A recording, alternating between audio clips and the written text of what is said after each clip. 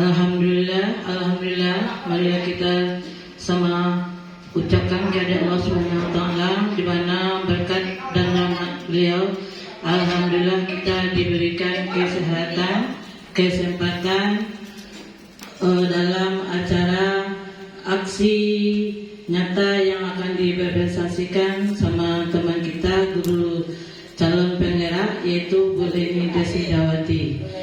Dan salawat dan salam kita ucapkan kepada salawat dan salam kita sampaikan kepada junjungan kita yaitu Nabi besar Muhammad sallallahu alaihi wasallam. Allahumma shalli ala sayyidina Muhammad wa ala ali sayyidina Muhammad. Nah, baiklah, untuk tidak memperpanjang waktu, marilah saya sebagai moderator akan menyampaikan susunan acara. Yang pertama, sebelum acara kita mulai, marilah kita membacakan basmalah.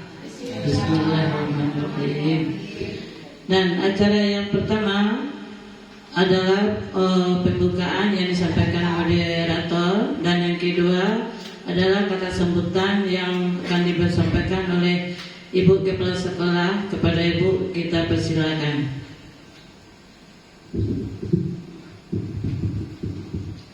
Bismillahirrahmanirrahim. Assalamualaikum warahmatullahi wabarakatuh. Waalaikumsalam warahmatullahi wabarakatuh. Alhamdulillahirabbil alamin wassalatu wassalamu ala asrofil anbiya'i wal mursalin wa ala alihi wa sahbihi ajmain. Amma ba'du. Pertama dan utama marilah kita ucapkan puji dan syukur di hari Allah Subhanahu wa taala dengan rahmat juga kesempatan dan kesehatan kepada kita semua untuk dapat melaksanakan kegiatan diseminasi menyebarkan pemahaman budaya positif berbentuk aksi nyata modul 4 yang akan dilakukan atau dipresentasikan oleh Ibu Leni Desridawati CGP Angkatan 10. Ibu Leni sebagai pemateri yang kita hormati, juga ibu-ibu guru yang hadir pada saat ini merupakan pemahaman bagaimana kita menularkan budaya-budaya positif yang akan dipresentasikan nanti oleh Ibu Leni Desridawati. Mudah-mudahan ini menjadi tolak ukur kita ke depan bagaimana kita bersikap bertingkah laku terhadap dalam menghadapi tingkah laku siswa-siswi kita.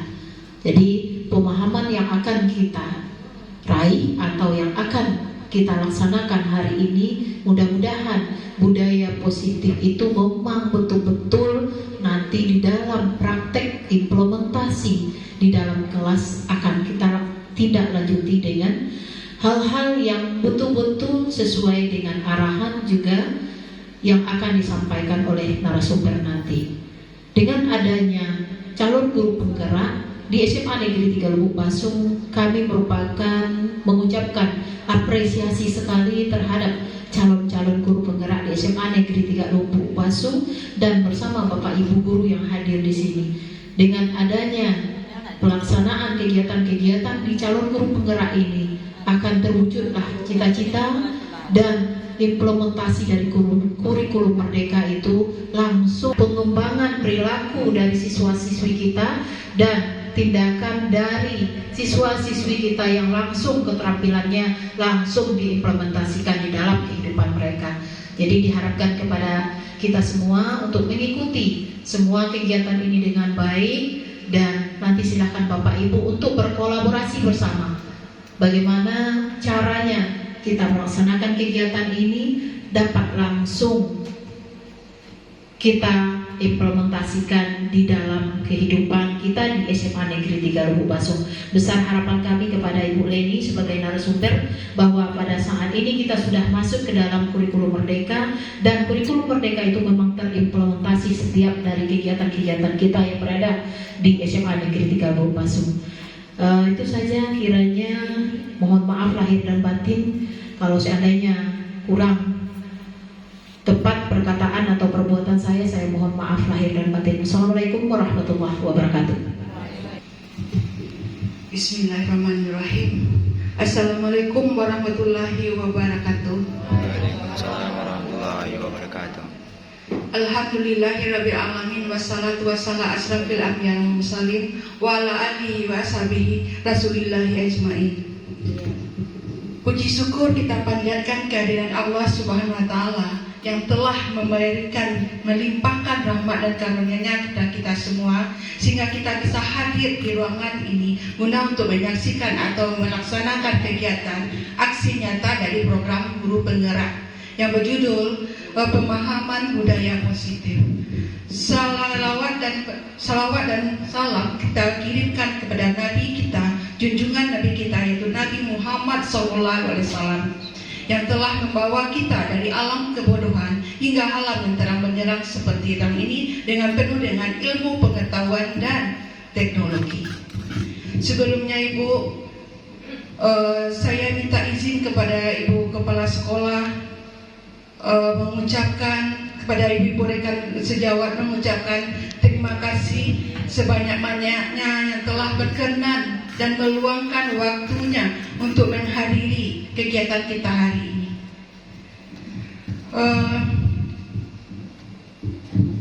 Ibu Kepala Sekolah dan Ibu Guru rekan sejawat, di sini saya tidak mengajari atau menggurui ibu-ibu semuanya, tapi di sini saya berdiri, apa yang saya dapat, apa yang saya pelajari di Guru Penggerak akan saya berbagi kita di sini. Jadi dalam istilahnya ibu saya tidak mengajari atau menggurui ibu. Kemudian 1 jam ke depan ini kita akan berdiskusi tentang pemahaman tentang materi dari budaya positif ini. Mudah-mudahan apa yang kita sampaikan kegiatan kita siang ini membawa dampak positif dan memajukan sekolah kita. Nah, diawali dengan pertanyaan pemantik.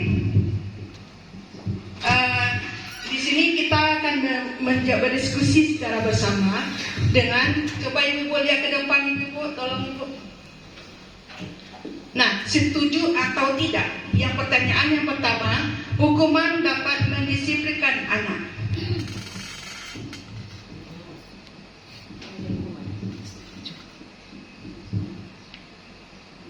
Gimana ini Bu? Setujukah? Disiplin hukuman. Hukuman di sini tidak dijelaskan apa hukumannya. Tergantung hukumannya. Tergantung hukumannya. Berarti tidak setuju. Ya. Kemudian yang kedua, ya di sini kita melihat hukumannya sudah dilihat ya.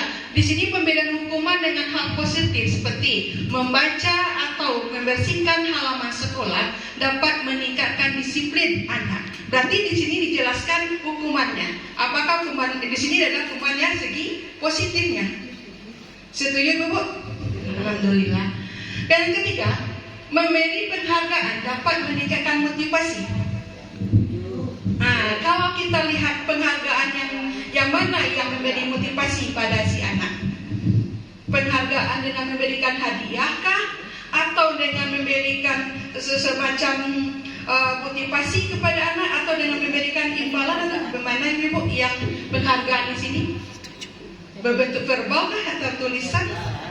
Bisa verbal? Bisa? Bisa. Oke, sudah terjawab pertanyaan afirmatif. Yang kedua, teori memotivasi, hukuman dan penghargaan dan restitusi. Yang ketiga, keyakinan kelas. Keempat, kebutuhan dasar manusia dan dunia berkualitas. Dan yang kelima, 5 posisi kontrol seorang guru dalam mengajar. Yang keenam, yaitu segitiga restitusi. Nah, satu-satu ini akan materi yang kita sampaikan hari ini. Yang pertama, kita masuk dulu yang pada disiplin positif dan nilai-nilai kebajikan universitas. Nah, ini perubahan paradigma. Kalau nggak salah saya pernah dulu kita melakukan aksi nyata juga tahun yang lalu ya tentang kempalan tangan. Ya, kegiatan kempalan tangan di sini ada si A dan ada si B, yaitu antara si Anda dan teman Anda. Kemudian apa yang dilakukan? Sobeklah secari kertas kecil, tulis benda atau sesuatu yang sangat berharga untuk Anda. Kemudian letakkan di salah satu tangan Anda dan genggam benda tersebut dengan segala daya. Buatlah sebuah kempalan. Setelah digenggam, dikempal kertas tadi. Kemudian dengan sekuat tenaga, teman Anda akan mencoba untuk membuka kembali kempalan tangan. Dan mungkin dengan cara apa? Mungkin dengan cara membujuk, mengancam, menghadik, merayu, bahkan menyuap. Dan apa saja sehingga kempalan tadi terbuka. Nah, apa yang terjadi? Apa yang terjadi, Ibu? Kalau dibayangkan ini, atau kita praktekkan? Tapi kita akan membaca di sini kan terbayangkan bagaimana kita berusaha untuk mempertahankan apa yang dipertahankan. silakan Bu. Gimana apa yang terjadi Bu? Akan berusaha sekuat mungkin untuk mempertahankan apa yang telah kita kepal agar orang lain tidak. Iya, berarti Anda akan mempertahankan kempalan tangan Anda supaya tidak terlepas atau terbuka dari genggaman dari teman Anda. Berarti siapa yang mengontrol pengendalian itu supaya tangan tadi tidak terlepas? Anda kah atau teman Anda? Diri sendiri berarti. Nah, ini yang kita lihat dalam kegiatan itu terjadi. Sedang perubahan dalam paradigma teori. Di sini tidak teori kontrolnya. Siapa yang mengontrol keadaan tadi? Yang pertama, guru mengontrol murid. Yang kedua, kritik yang membuat orang merasa bersalah dan menguatkan karakter. Dan ketiga, semua penguatan positif, efektif, dan bermanfaat. Dan yang terakhir, memiliki hak dan memaksa. Nah, pertanyaan berikut. Ini bagaimana seorang bisa berubah dari paradigma stimulus respon kepada pendekatan teori kontrol. Ini dikemukakan oleh namanya si Stephen R. Covey, ya, yang mana dia mengatakan bila ingin membuat kemajuan perlahan-lahan, sedikit-sedikit ubahlah sikap atau perilaku Anda. Namun, bila kita ingin memperbaiki cara-cara utama kita, maka kita perlu mengubah kerangka acuan kita. Ubahlah bagaimana Anda melihat dunia, bagaimana Anda berpikir tentang manusia. Ubahlah paradigma Anda, skema pemahaman dan penjelasan aspek-aspek tertentu dalam realitas. Nah, jadi dalam hal ini dengan kontrol ini kita melihat membuat kemajuan secara perlahan-perlahan dan sedikit-sedikit, ubahlah sikap kita melihat dunia. Nah, tadi pertanyaan tadi sudah terjawab ya Bu. Siapa sesungguhnya yang memiliki kontrol? Nah, ini kita lihat dalam stimulus respon. Kita mencoba mengubah orang agar berpandangan sama dengan kita. Apa yang teori kontrol ini pilihan di situ? Kita berusaha memahami pandangan orang lain tentang dunia. Itu respon yang kita buat. Tapi bagaimana dengan teori pilihan? Bedakan antara kita ada stimulus respon dengan teori. Kemudian kedua, perilaku buruk dilihat sebagai satu kesalahan, sedangkan perilaku memiliki tujuan. Itu menurut teori kontrol. Yang ketiga, stimulus yang ketiga, respon. Orang lain bisa mengontrol saya. Tapi lihat teori kontrol sini. Hanya Anda yang bisa mengontrol diri Anda, bukan orang lain. Dan yang keempat, pemaksaan perasaan bujukan gagal. Anda tadi yang si teman Anda berusaha untuk membujuk untuk bisa membuka kempalan tangan tadi. Nah, ini bagaimana kolaborasi konsensus menciptakan pilihan-pilihan baru yang melahirkan dengan adanya pilihan tersebut. Kemudian model berpikir, kalau stimulus berpikirnya menang atau kalah. Tapi kalau teori kontrol ini tidak. Dia model berpikirnya menang-menang, tidak ada mengalami kalah. Itu antara stimulus, respon, dan teori kontrol. Nah, di sini dilihat disiplin positifnya dan menurut teori kontrol tadi, Anda tidak bisa mengontrol orang lain, hanya Anda bisa dengan mengontrol diri Anda. Ini makna disiplinnya apa? Apa makna disiplinnya? Belajar mengontrol diri dengan menggali potensi kita agar mencapai tujuan. Apa tujuannya? menjadikan seseorang yang kita inginkan berdasarkan nilai-nilai yang dihargai. Yang kedua, semua perilaku memiliki tujuan. Ya, itu namanya 3 teori motivasi. Yang pertama, untuk menghindari hukuman. Yang kedua, untuk mendapatkan imbalan. Dan ketiga, menghargai diri sendiri sehingga akan melahirkan nilai-nilai kebajikan. Yang berikut, model berpikir menang-menang tadi. Di mana dalam pembangunan ini kita melihat posisi kontrol seorang guru dalam memberikan pembelajarannya di sekolah atau di kelas. Yang pertama, menghukum. Anak yang bersalah diberikan hukumannya. Kemudian yang kedua, membuat rasa bersalah. Anak yang bersalah tadi kita tidak hanya menjadikan perasaan kita kepada orang si anak tadi bahwa perlakuan si anak ini sudah meresahkan atau membuat si guru tadi merasa bersalah. Dan yang ketiga, teman. Nah, teman ini biasanya dilihat di sini seorang guru mengaturkan perilakunya, menganggap siswa itu sebagai teman. Ayolah bantu ibu, kebilo nih membantu ibu. Nah, itu salah satu contoh sebagai teman. Dan sebagai pemantau. Nah, sebagai pemantau ini kita melihat bagaimana si orang guru memberdayakan siswa dengan kalau seandainya siswa tadi bermasalah, dipantau dari segala perbuatan, mulai dari A sampai Z. Nah, baru diberi pengertian kepada si anak. Dan yang kelima, manajer. Nah, seorang guru, seorang pemimpin dalam pembelajaran. Dia yang mengatur segala kegiatan di kelas. Jadi posisi yang terbaik di sini adalah posisi manajer dan pemantau. Dan tolong hindari posisi seorang guru sebagai teman dan penghukum. Karena ini berakibat pada si anak. Dan yang ketiga, selanjutnya, realitas kebutuhan yang kita berbeda ya. 5 kebutuhan dasar manusia. Yang pertama, bertahan hidup.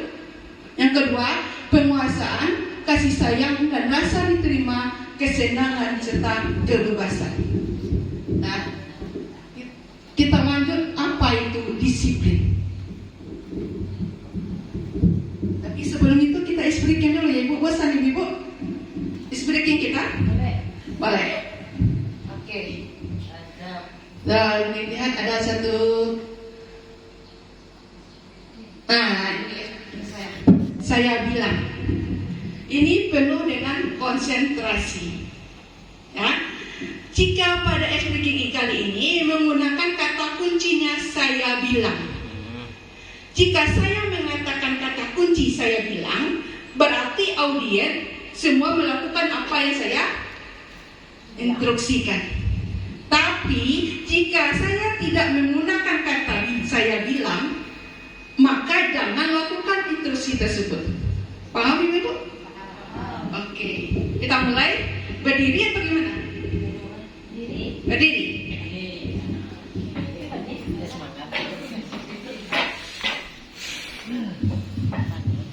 Oke, kita mulai. Saya bilang, pegang perut, pegang telinga. Ternyata Ibu El kurang konsentrasi, ya, kurang fokus. Kita hukum, hukum. Ya, kita menghindar apa? Yang kita ambil nanti Bu El yang menyanyi nanti di akhir ya. Ulang lagi. Pegang telinga. Kamu olah. Kena ya. 2 orang kena. Berarti Bu Ola kurang konsentrasi. Saya bilang bernyanyi.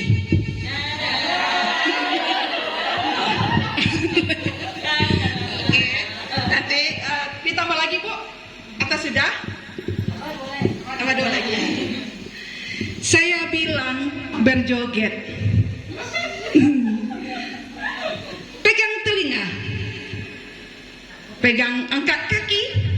Saya bilang melompat. Sudah Ibu? Nah, selesai gari Bu. Kita lanjut. Berarti siapa yang hukuman tadi? Bu El sama Bu? Wah. Di akhir acara bernyanyi. Disiplin itu apa?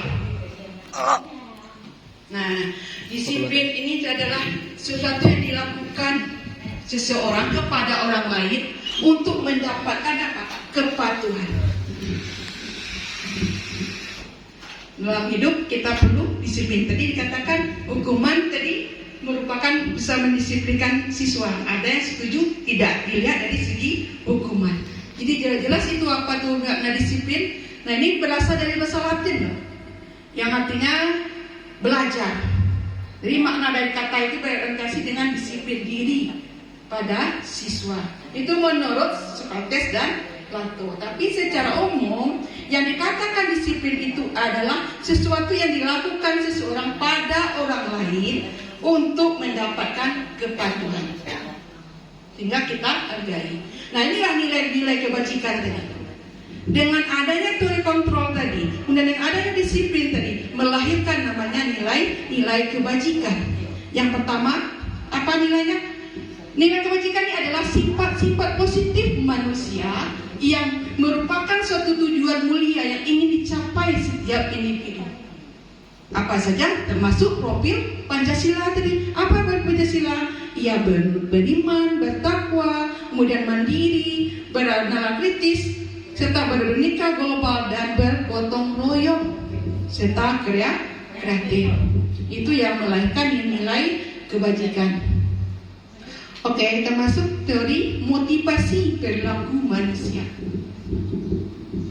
Yang pertama itu ada dua ya, lahir dari dalam diri sendiri dan lahir dari luar diri sendiri. Nah, lahir dalam motivasi lahir dari luar individu ada dua. Itu apa? Untuk menghindari ketidaknyamanan atau menghindari hukuman. Nah, apa katanya? Apa yang terjadi apabila saya tidak melakukannya? Kan terpikir oleh diri orang lain terhadap kita. Kemudian yang kedua, untuk mendapatkan imbalan dari orang lain. Apa yang akan saya dapatkan? Apakah saya melakukannya atau tidak? Dan yang motivasi yang terkenal dari diri sendiri, itu tujuan dari disiplin positif. Apa? Untuk menghargai diri sendiri. Jadi kita perlu menghargai diri kita sendiri ya, sebelum ini kita dapatkan apa yang dikatakan oleh Ki Hajar Dewantara itu. Yang apa yang untuk menghargai diri sendiri? Itu dengan saya akan menjadi orang yang seperti apa kalau saya melakukannya. Itu yang menghargai diri sendiri. Nah, ini sesuai dengan kata merdeka menurut Ki Hajar Dewantara. Apa katanya? Merdeka itu artinya apa? Tidak hanya terlepas dari perintah, akan tetapi juga cakap buat menentang diri sendiri. Jadi diri yang kita yang perlu kita perhatikan, bukan orang lain. Nah, ini penghargaan yang ini sudah kita lanjutkan saja. Nah, ini kita buat contoh pengakuan dari apresiasi kebajikan. Siap dibaca Bu, yang pembukanya kemarin saya perhatikan. Itu kalimat ya, saya buat kalimatnya. Kemarin saya perhatikan rasa empatimu besar sekali pada saat menolong murid baru di kelas kita. Nah, dibagi itu. Yang mana yang kalimat pembuka, mana yang nilai kebajikan, dan mana situasi. Itu pernyataan yang kita lihat dalam pengakuan contoh nilai kebajikan. Paham Ibu contoh di pengakuan ini? Ya. Nah, ini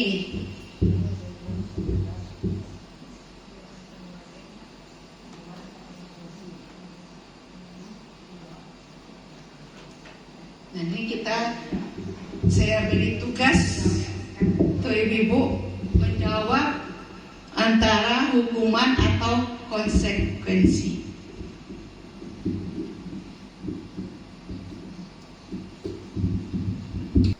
Siapa yang bisa menjelaskan yang pertama itu apakah hukuman atau konsekuensi? Tolong Ibu.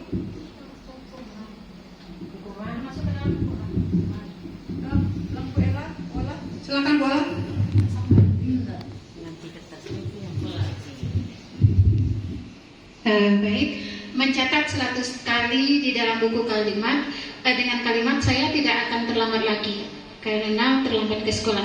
Jadi ini termasuk ke dalam hukuman. Iya, ya sehingga karena kesalahannya tersebut dia harus bertanggung jawab dengan hukuman yang telah diberikan oleh gurunya. Dalam arti kata dia harus konsekuen dengan kesalahan yang dia lakukan, kemudian mengerjakan hukuman tersebut. Ada pendapat lain Ibu? Setuju? Oke. Menurut Allah termasuk hukuman karena di sini si anak diberikan dia berbuat kesalahan, beri hukuman dengan menggunakan kekerasan fisik atau tidak Ibu? Tidak, menyakitkan hatinya? Iya, bisa jadi ya. Nah, kemudian yang kedua, Hukuman juga. sama? Kenapa? Karena sudah si lari itu. Siapa bisa tolong bantu? Siapa Ibu Wita? Jelaskan. Nomor 2. Apa termasuk konsekuensi atau? Oke, terima kasih. Kalau menurut saya lari mengelilingi lapangan basket 2 kali karena terlambat hadir di sekolah itu termasuk hukuman. Karena kan siswa itu diberikan hukuman karena memang melanggar aturan sekolah. Iya. Seperti itu. Ya. Terima kasih Bu Gita. Memang termasuk hukuman karena sudah membuat kekerasan fisik bagi si anak dilari 2 kali lapangan basket. Ya. Dan yang ketiga, murid diminta untuk push up 15 kali. Sama Ibu atau konsekuensi atau hukuman? Hukuman. Kemudian yang menggantikan kertas tugas teman yang telah dicoret-coret. Iya. Membersihkan tumpahan air di meja tulis karena tersenggol pada saat belajar. Konsekuensi.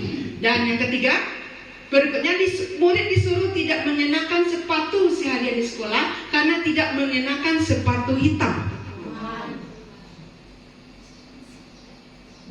Hukuman. Hukuman atau konsekuensi? Hukuman. Hukuman. Kenapa hukuman? Karena pelanggaran. Kan disuruh. Murid disuruh tidak mengenakan sepatu. Berarti si anak sudah melanggar. Atau belum? Karena tidak mengenakan sepatu hitam. Dan yang terakhir, lari mengelilingi lapangan sama ya Bu. Hukuman. Coba kita lihat apakah benar pernyataan itu. Benar tadi yang disuruh tidak mengenakan sepatu tadi? Iya, termasuk hukuman.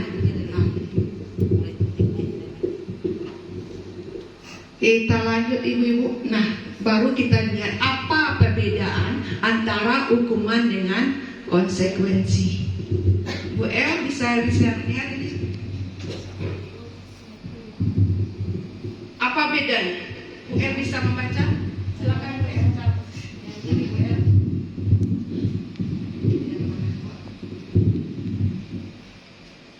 Yang pertama dulu.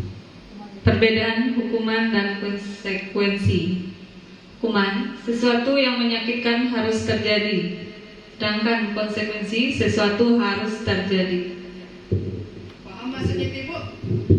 Sesuatu yang menyakitkan harus terjadi itu apapun yang kita berbuat kesalahan pasti kita lakukan walaupun itu menyakitkan.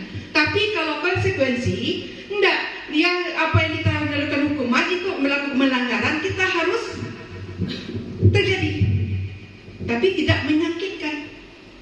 Nah itu bedanya dengan hukuman. Yang kedua, membuat anak sakit, kata ibu saya tadi, ya fisik maupun hati dalam jangka waktu lama sampai-sampai mungkin anak itu dendam ya ibu, sakit hati ya hukuman yang diberikan seperti itu. Dan yang kedua, yang bagi yang konsekuensi, membuat anak merasa nyaman.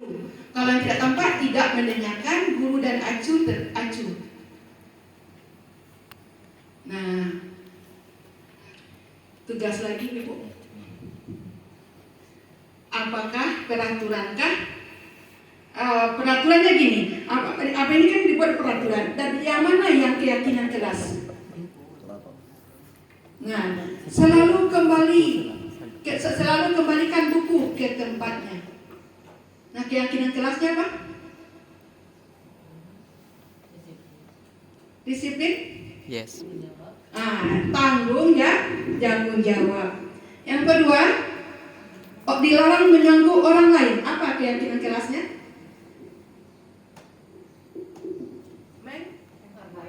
Menghargai atau menghormati orang lain. Dan yang ketiga, hadir di sekolah 15 menit sebelum pembelajaran dimulai. Disiplin. Dilarang melakukan kekerasan. Apa itu, Bu? Menghormati orang lain. Dilarang menggunakan narkoba. Itu kesehatan, termasuk juga dengan yang menggunakan masker. Ini jawabannya, Ibu.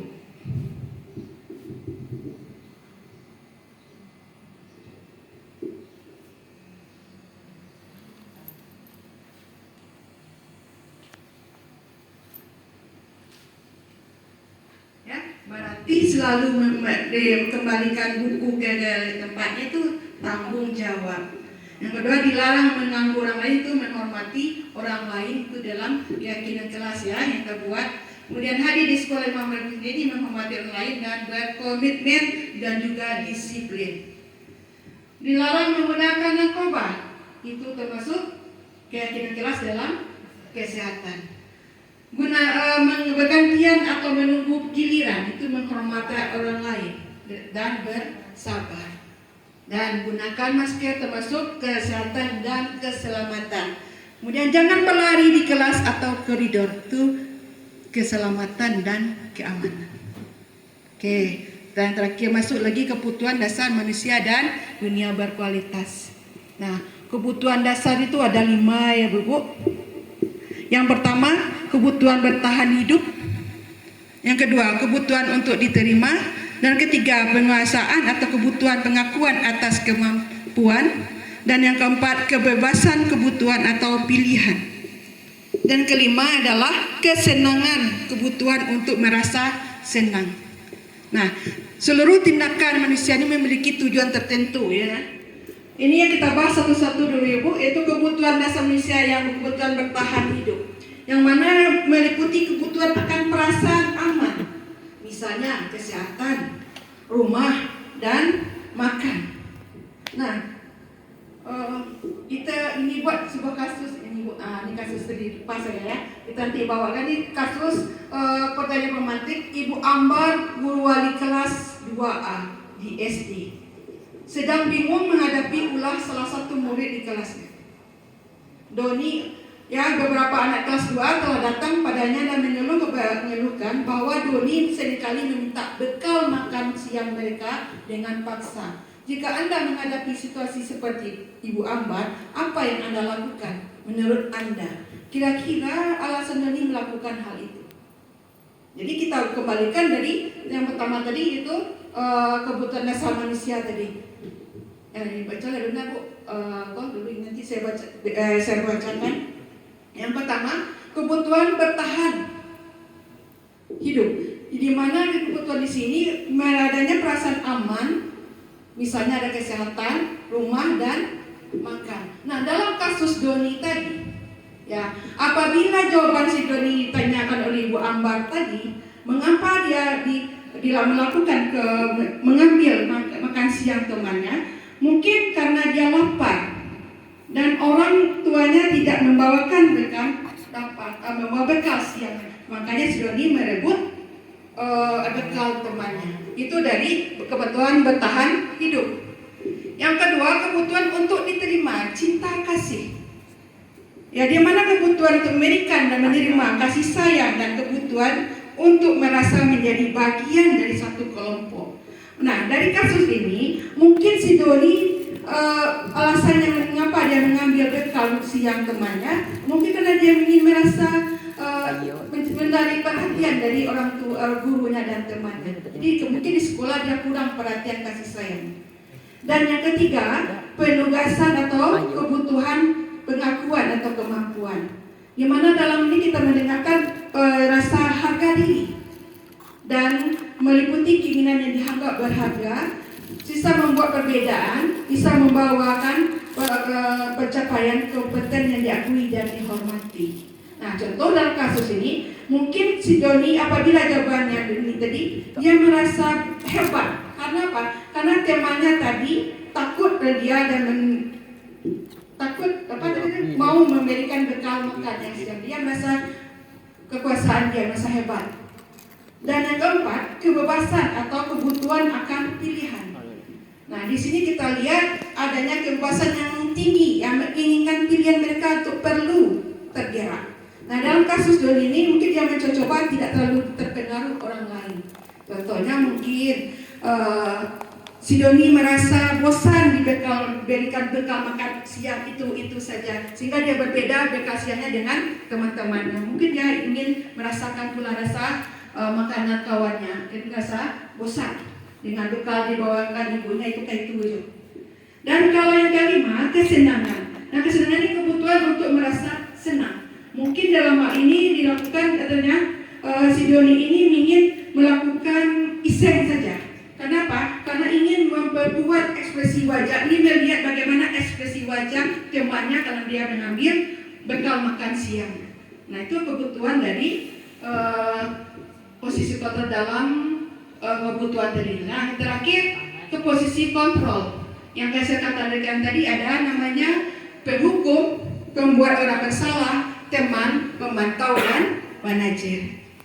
Nah, Ibu silakan baca, nanti Ibu saya berikan materinya. Ini adalah 5 posisi kontrol saya singgung tadi, mana yang penghukum, mana yang membuat orang bersalah, mana yang teman, dan mana pemantau, dan mana yang manajer. Nah, dilihat di yang depan, itu guru yang berbuat. Nah, contoh ini, guru yang berbuat. Penghukum, dia menghadir, menunjuk-nunjuk dan bahkan menyakiti dan menyindir. Tapi kalau yang pembuat orang bersalah, dia berceramah mengatakan seharusnya kamu begini. Rasa kecewa dengan perbuatan kamu ini. Nah, itu yang berbuat salah. Temannya bagaimana?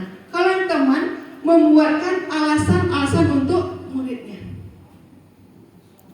Dan yang kepengetahuan menghitung dan mengukur serta mengajukan yang manajer mengajukan pertanyaan-pertanyaan. Tak perlu lagi diterangkan Ibu, sudah paham? Kan ibunya itu kayak itu aja. Dan kalau yang kelima, kesenangan. Nah, kesenangan ini kebutuhan untuk merasa senang. Mungkin dalam hal ini dilakukan katanya si Doni ini ingin melakukan iseng saja. Kenapa? Karena ingin membuat ekspresi wajah. Ini melihat bagaimana ekspresi wajah temannya kalau dia mengambil bekal makan siang.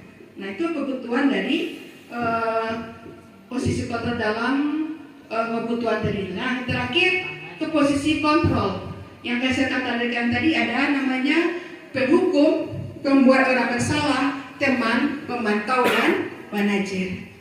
Nah, Ibu silakan baca, nanti Ibu saya berikan materinya. Ini adalah 5 posisi kontrol saya singgung tadi, mana yang penghukum, mana yang membuat orang bersalah, mana yang teman, dan mana pemantau, dan mana yang manajer. Nah, dilihat di yang depan, itu guru yang berbuat. Nah, contoh ini, guru yang berbuat.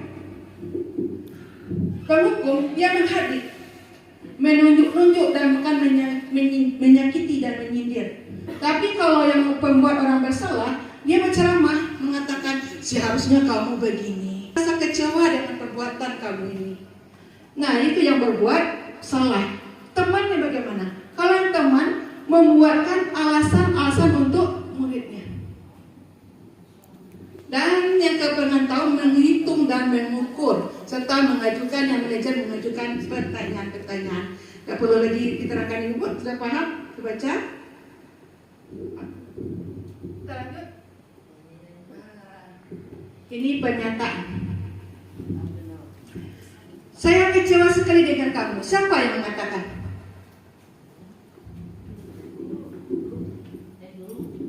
Guru.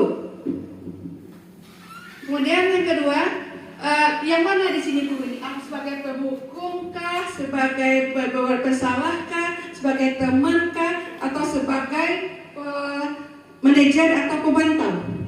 Kita kembali ke di atas ya. Terbaca. Ini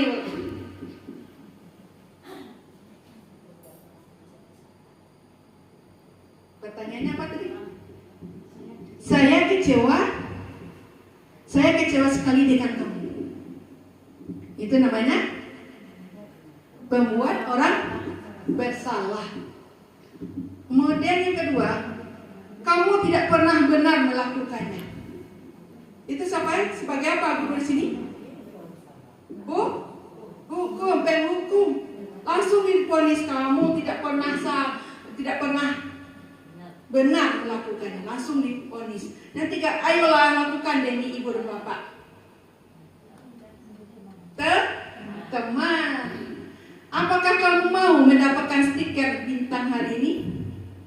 Apa namanya? Pemantau. Dan yang keempat, bagaimana kamu bisa menyelesaikan masalah ini? Itu sebagai manajer. Dan yang terakhir, kamu selalu yang paling terakhir. Apa tuh? Penghukum. Ini pernah ibu sebenarnya kata seperti itu pada anak? Ini kalimat ini ada ya? Nah, itu makanya kita sedang mengontrol diri supaya tidak bisa tadi menghargai diri kita dulu. Ini jawabannya. Lanjut. Terakhir segitiga. Ini segitiga restitusi. Segitiga restitusi ini ada 3, yaitu menstabilkan identitas, kemudian validasi kebutuhan dan manajemen keyakinan. Nah, ini yang mana yang menstabilkan identitas? Untuk membuat anak yang merasa gagal karena berbuat salah menjadi positif terhadap dirinya. Contohnya ibu guru berkata, berbuat salah itu hal yang manusiawi. Tidak ada manusia yang sempurna. Ada kita seperti itu, Bu? Mudah-mudahan kita ada ya, Bu ya. Kemudian yang kedua, validasi kebutuhan, yaitu membantu murid mengenal basic kebutuhan dasar yang dipenuhi tadi. Dan guru berkata, kamu bisa saja melakukan yang lebih baik, tapi kamu tidak melakukannya. Itu kalau kita menyelesaikan masalah terhadap anak. Yang ketiga, menanyakan keyakinan.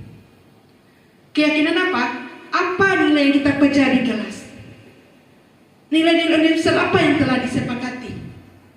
Nah, itu yang kita menanyakan keyakinan yang telah dibuat dalam kesepakatan di kelas. Nah, ini interpretasi 30 detik. Untuk menghemat waktu, kita belajar ya, Bu ya. Kita coba melihat ini contoh keyakinan kelas yang saya lakukan.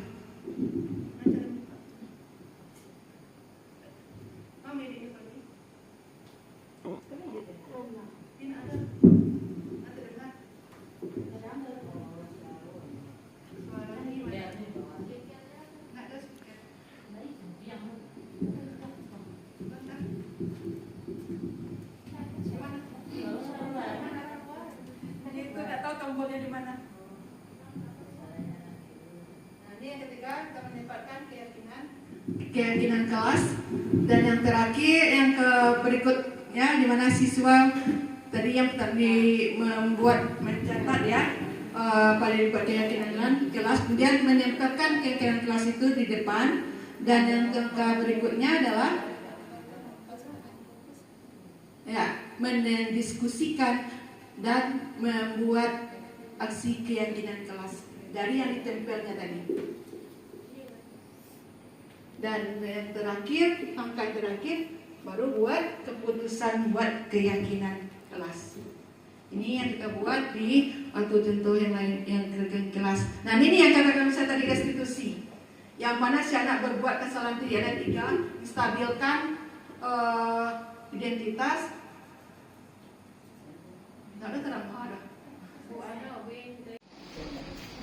Nah, kita lanjut yang ketiga, keyakinan kelas. Mengapa tidak peraturan? Mengapa harus keyakinan kelas? Nah, ini perjawaban. Ini pertanyaan, mengapa kita memiliki peraturan harus menggunakan helm bila mengendarai kendaraan pada roda 2? Yang kedua, mengapa kita memiliki peraturan 3M menggunakan masker, mencuci tangan, dan menjaga jarak 1,5 meter? Itu kenapa? Untuk mendukung motivasi ini, kita kembali ke nilai-nilai atau keyakinan lebih menggerakkan seseorang untuk dibandingkan dengan mengikuti serangkaian peraturan. Itulah yang kita buat dengan keyakinan kelas. Nah, ini contoh keyakinan kelas. Ya, ini keadaannya kesepakatan, ada yang dibuat dengan keyakinan kelas. Nah, ini kegiatan pendalaman keyakinan kelas menurut T, tabel T dan Y, di mana ada rasa hormat, bekerja, dan diterima dan dimiliki. Nah, hormat itu kita lihat di sini terdengar, terlihat, dan berperilaku. Yang bagaimana dengan hormat ini contohnya? Tampak seperti ini, datang tepat waktu. Yang kedua, yang tidak seperti sering hadir terlambat. Itu yang hormat. Yang kedua, menyapa teman dan guru setiap hari. Tapi yang tidak tampak apa? Tak acuh pada teman dan guru. Kemudian mengembalikan barang teman yang telah dipinjam dan mengucapkan terima kasih. Kalau yang tidak tampak, tidak mengembalikan barang yang telah dipinjam dan meletakkan sembarangan. Itu yang hormat. Karena hormat di sini ada yang terdengar, ada yang terlihat. Assalamualaikum warahmatullahi wabarakatuh. Terima kasih saya ucapkan kepada Ibu Leni yang telah memberikan kesempatan kepada saya untuk melakukan refleksi pada kegiatan kita hari ini. Saya merasa kegiatan kita hari ini sangatlah bermanfaat dan sangat menginspirasi para guru-guru yang hadir pada hari ini, karena dengan adanya penyebaran dan pemahaman terkait budaya positif ini, tentunya kita sebagai guru mampu nantinya mengimplementasikan budaya positif ini di lingkungan sekolah kita. Nah, tentunya kita semua harus berkolaborasi dan bersinergi untuk mengimplementasikan budaya positif di sekolah kita ini. Terima kasih Bu Leni atas penyebaran pemahaman tentang budaya positif ini, dan ini insya Allah mudah-mudahan bisa bermanfaat bagi kita semua, dan nantinya budaya positif ini dapat tercipta di SMA Negeri 3 Lubuk Basung ini. Mungkin itu yang bisa dapat saya sampaikan. Terima kasih. Terus semangat kepada Ibu Leni dalam menjalankan program guru penggeraknya. Tergerak, menggerak, dan menggerakkan. Semangat Bu Leni. Assalamualaikum warahmatullahi wabarakatuh.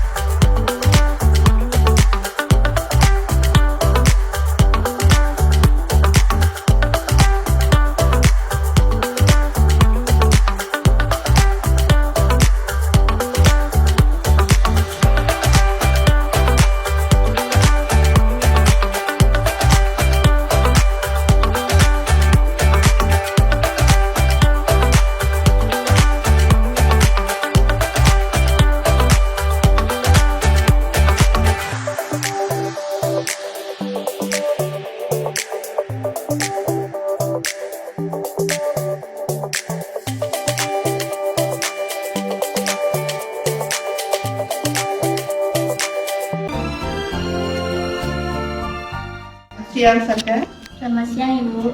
gimana kabarnya? Alhamdulillah sehat Bu. Tahu kenapa Ibu panggil ke sini? Tahu Bu, Kenapa? karena saya tidak mengerjakan tugas sosiologi dari Ibu. Oke, kira-kira menurut Sabda tidak mengerjakan tugas itu baik tidak? Tidak Bu. Ibu sekarang tidak menanyakan kesalahan Sabda, tapi kita fokus bagaimana cara memperbaiki masalah ini. Setuju? Setuju Bu. Nah, kira-kira menurut Sabda saat ini sedang Sabda menjadi orang baik untuk diri sendiri? Tidak Bu, saya tidak lalai dengan diri saya sendiri. Ibu maklum sekali. Memang terkadang kita lalai dengan tugas dan kewajiban kita. Itu manusiawi. Namun kita jangan sampai menikmati kelalaian itu. Coba pikir, apa yang membuat Sabda tidak mengerjakan tugas? Apakah tugas Ibu kasih sulit? Sebenarnya tidak, Bu. Saya cuma lupa dan sering menjadi malas, dan mungkin saya sering main HP sehingga saya jadi lalai dengan tugas saya. Bu mengerti. Sifat manusia memang suka lupa. Tapi kira-kira tindakan Sabda ini sesuai nggak dengan keyakinan kelas yang kamu buat? Tidak, Bu. Justru saya tidak tenang, tidak mengerjakan tugas. Saya tidak mau menjadi anak yang pemalas. Jadi Sabda tahu. Kira-kira keyakinan kelas mana yang tidak Sabda penuhi? Rajin dan tanggung jawab, Bu. Oke, baik. Tugas itu bukan untuk memberi nilai, tapi juga untuk membantu Sabda untuk belajar. Kita butuh latihan untuk memahami sosiologi. Bagaimana menurut Sabda bisa memastikan ini bisa tidak terjadi lagi? Insya Allah, Bu, untuk mengerjakan tugas dan mengurangi main HP. Bagus. Itu langkah yang baik. Kita mencari cara untuk mengatasi rasa malas itu mungkin dengan menuliskan sedikit kertas kecil setiap mengerjakan tugas dan setelah itu menyelesaikan setiap bagian kita evaluasi. Bagaimana? Anda Sabda setuju? Saya akan mencobanya. Kalau Sabda memperbaiki masalah ini, kira-kira ingin menjadi seorang seperti apa? Saya ingin menjadi orang yang bertanggung jawab, disiplin, dan menghargai waktu. Bagus. Ingat ya, bahwa Ibu di sini untuk membantu Sabda. Dan tugas bukan hanya untuk nilai, tapi juga untuk mengetahui bagaimana perkembangan Sabda dalam memahami sosiologi. Jika ada kesulitan, Ibu bersedia membantu. Terima kasih, Bu. Saya akan mencoba lebih keras lagi. Ya, semoga langkah kecil ini membantu untuk lebih fokus dan sukses dalam belajar. Jika ada masalah, jangan ragu Ibu untuk bicara dengan Ibu. Baik, Bu. Terima kasih. Nah, sama-sama. Sekarang Sabda boleh kembali ke kelas. Terima kasih, Bu. Tahu? Siang Bu. Ibu dapat laporan dari guru PAI bahwa Rauf sering tidak mengikuti tugas, betul? Ya Bu. Rauf ingat tidak? Sudah berapa kali Rauf tidak mengikuti tugas? Sudah 5 kali Bu.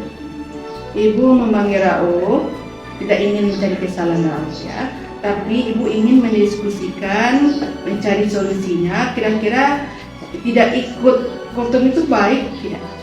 Tidak Bu. Jadi saat ini apakah Rauf sedang menjadi baik untuk diri sendiri? Tidak Bu. Saya sudah lalai dengan diri Kita memang terkadang lalai dengan tugas dan kewajiban kita. Itu manusiawi Rauf. Namun kita jangan menikmati kelalaian tersebut. Coba pikir apa yang menyebabkan Rauf tidak kultum. Saya sering terlambat ke sekolah Bu, karena telat bangun dan begadang main HP Bu. Mengerti. Waktu memang merupakan suatu hal yang penting dalam mencapai keseimbangan. Kita harus seimbang antara mengerjakan tugas dan tanggung jawab. Menurut Rauf, apakah keputusan untuk tidak mengikuti kultum sejalan tak dengan keyakinan kelas yang Rauf pegang? Sejujurnya tidak Bu. Saya sadar bahwa mengikuti kultum ini tugas saya, dan saya bisa mencari cara untuk mengikutinya Bu. Kira-kira Rauf tahu tidak keyakinan mana yang tidak sesuai dengan keinginan?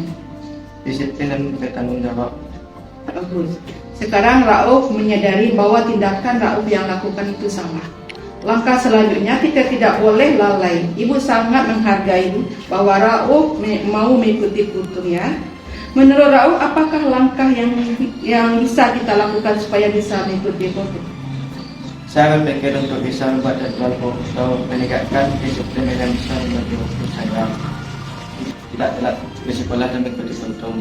Itu rencana yang bagus. Kira-kira apakah Rauf mampu untuk mengimplementasikannya dan butuh bantuan dari orang lain? Saya akan mencoba Bu. Mungkin saya minta bantuan orang tua dan mengingatkan supaya saya tidak terlalu lagi Bu. Oke, bagus Rauf. Ibu menghargai kejujuranmu. Dalam hal ini semoga kita bisa bekerja sama ya untuk mencapai tujuan kita bersama. Terima kasih Bu, saya akan berusaha untuk lebih baik lagi Bu. Ya sama-sama. Sekarang Rauf boleh kembali ke kelas. Baik Bu. Assalamualaikum warahmatullahi wabarakatuh. Perkenalkan, nama saya Sabda Tulsia dari kelas 10 E4. Saya sangat antusias terlibat dalam praktik permasalahan bersama Bu Leni. Cara yang dilakukan Bu Leni sangat menyenangkan. Saya tidak merasa terhakimi dengan melakukan kesalahan saya. Saya diajak mencari solusi tentang masalah saya agar saya tidak melakukan kesalahan kembali. Terima kasih. Assalamualaikum warahmatullahi wabarakatuh. Assalamualaikum warahmatullahi wabarakatuh. Perkenalkan, nama saya Arauf. Saya berasal dari kelas 10 S1. Saya sangat antusias terlibat dalam praktek permasalahan bersama Ibu Leni. Cara yang dilakukan sangat menyenangkan. Saya tidak diberi hukuman atas kesalahan yang saya lakukan. Saya diajak berdiskusi untuk menyelesaikan masalah saya agar saya tidak melakukan kesalahan lagi. Terima kasih. Assalamualaikum warahmatullahi wabarakatuh.